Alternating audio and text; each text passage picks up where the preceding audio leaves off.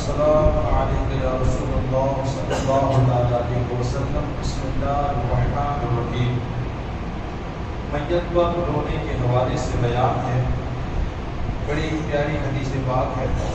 حضرت ابو موسیٰ اشعری رضی اللہ تعالیٰ عنہ نے کہا کہ حضور صلی اللہ علیہ وسلم نے ارشاد فرمایا، جب کسی مومن بندے کا بیٹا مر جاتا ہے تو خدا تعالی ملائکہ سے فرماتا ہے کہ تم نے میرے بندے کی روح قبض کر لی؟ تو وہ عرض کرتے ہیں کہ ہاں۔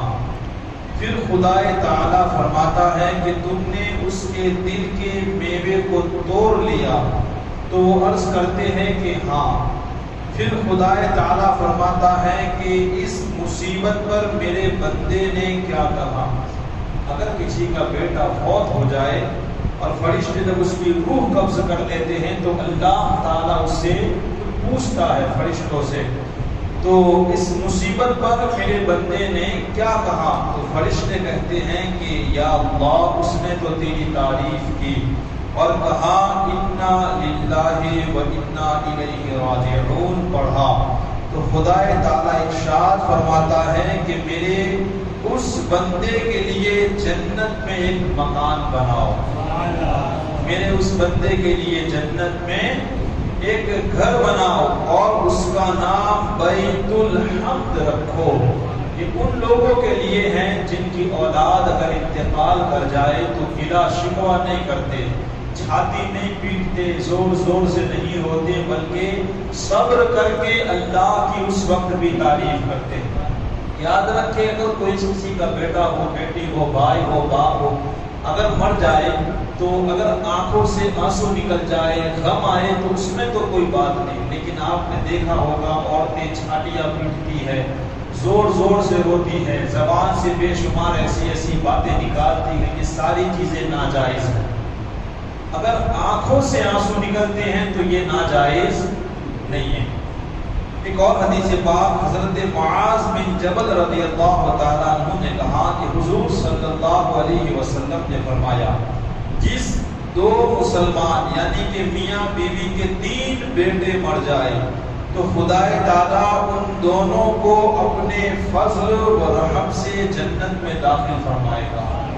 اگر کسی کے 3 بیٹے انتقال ہو جائے تو اللہ انہیں جنت دے گا۔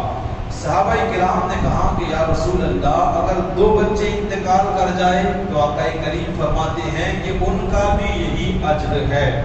پھر صحابہ کرام نے کہا کہ یا رسول اللہ، اگر 1 بیٹا فوت ہو جائے تو آقا کریم نے فرمایا کہ اللہ تعالیٰ انہیں بھی جنت میں اعلیٰ مقام عطا فرمائے گا۔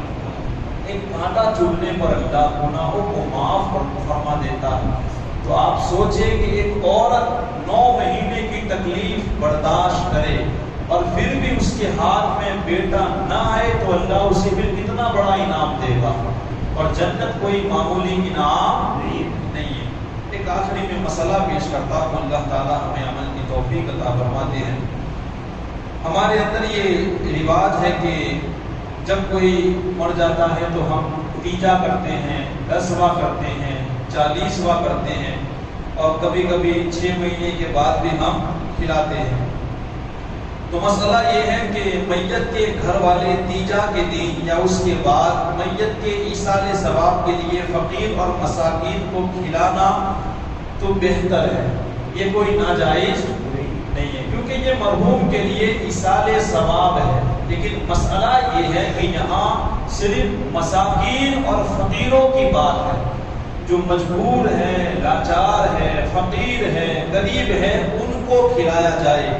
لیکن اگر دوستوں کو، خاندان والوں کو، اپنے ساتھیوں کو اگر کوئی عام مسلمان کی دعوت کرتا ہے تو یہ ناجائز ہے۔ یہ کیا ہے؟